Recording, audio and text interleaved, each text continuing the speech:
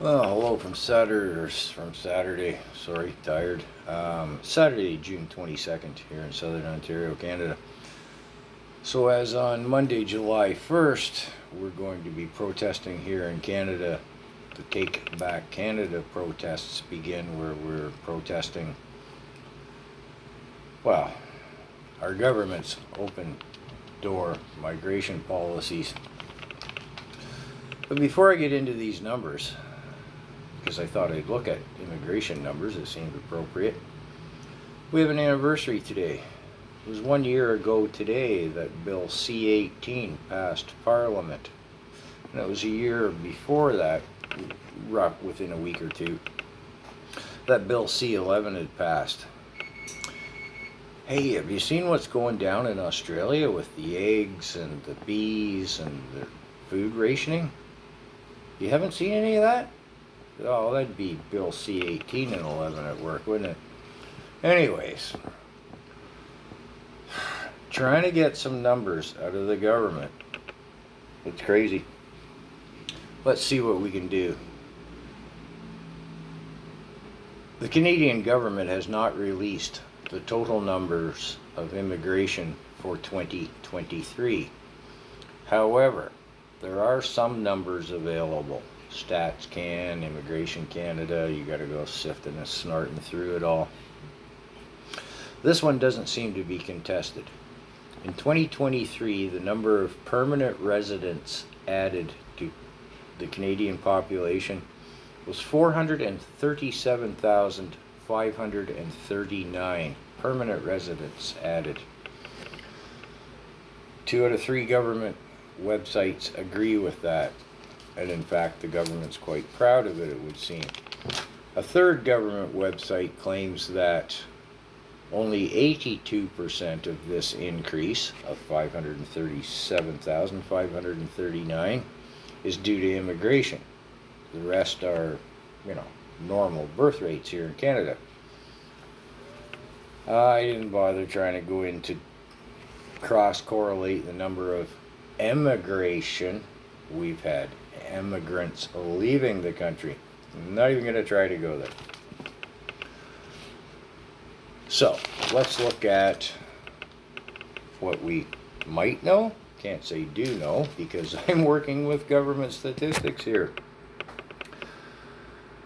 In 2015, the population was 35.5 million people.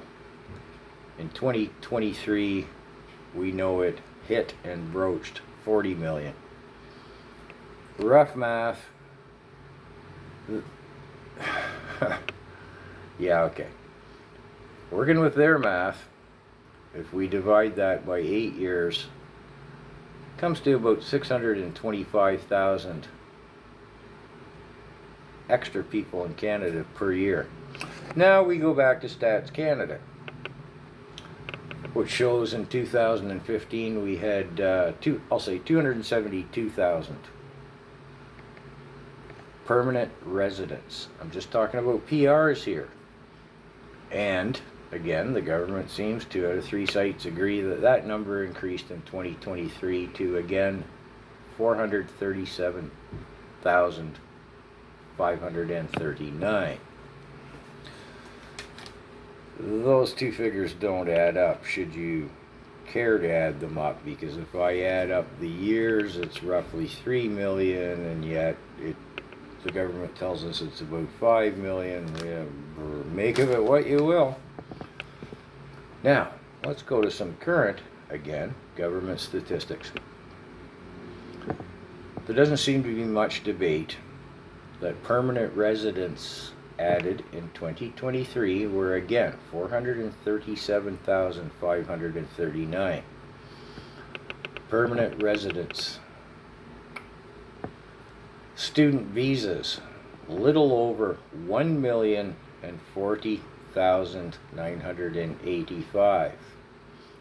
There doesn't seem to be any debate in that, or any contention, I suppose I should say, within the government statistics. I cannot find any numbers from the government on work visas / permits or temporary visas. Just can't seem to find those numbers. But here's one I did find that I didn't know about. Maybe it will astound you. It did me. Asylum tired, long day.